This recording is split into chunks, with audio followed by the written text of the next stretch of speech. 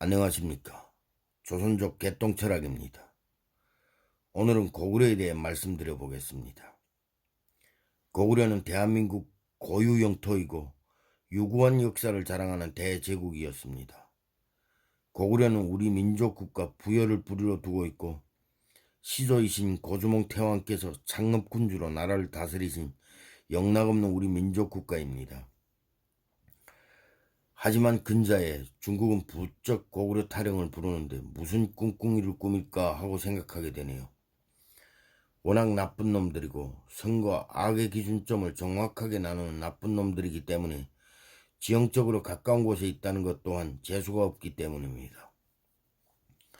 중국 입장에서는 고구려가 대한민국의 뿌리라고 정의가 내려지면 국토 분쟁의 씨앗이 될 거라고 생각할 것이고 또한 자기들이 악이 축이라는 것을 모를 리가 없을 것입니다. 악이라는 것은 언젠가는 들통이 나고 거짓으로 만들어지는 이념 또한 한계가 있을 것이라고 생각 안 할 리가 없을 것입니다.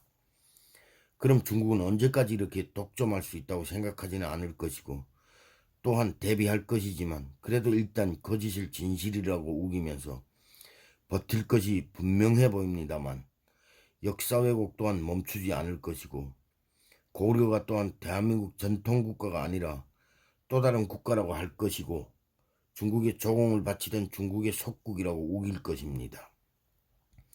또한 고구려 영토였던 일부분이 지금은 중국에 속해 있기 때문에 더더욱 중국의 문화라고 우기지 않을까 예견해 봅니다.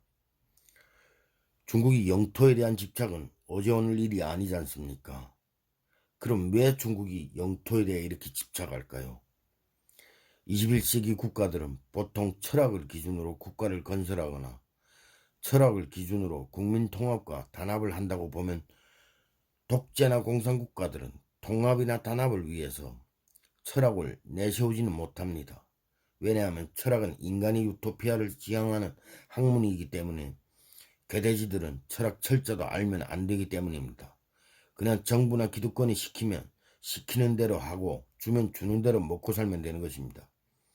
이것이 바로 사회주의입니다. 사회가 정한 룰을 따르고 복종하면 된다는 것입니다. 그래서 중국이 내세울 수 있는 것은 보통 영토 분쟁이나 문화유산 같은 감정 대립을 유발시킬 수 있는 민족주의 같은 파시즘을 내세워서 무리 집단의 단순 무식함을 이용하는 것입니다.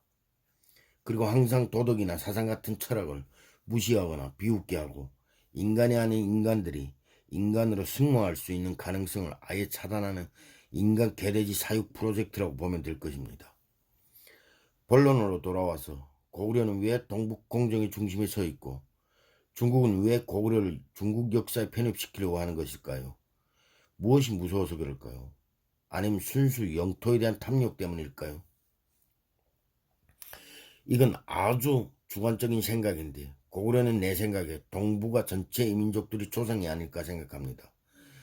만약 고구려를 한국 뿌리라고 정의를 내린다면 모든 이민족들이 한국에 힘을 실어주고 중국이 약해지고 휘청거리면 모든 이민족 후예들이 중국을 뒤통수 치고 등 뒤에 칼을 꽂고 한국에 붙어버릴 수도 있다는 생각을 하지 않을까요?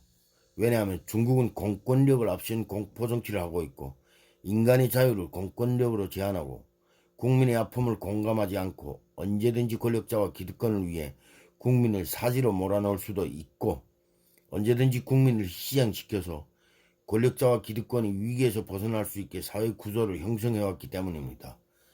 반대로 대한민국은 언제든지 권력자를 갈아치우고 법정이 권력자를 세울 수 있는 주권을 국민이 가지고 있기 때문입니다. 한 국가가 주권을 국민이 갖고 있는데 어떤 사람이 좋아하지 않겠습니까?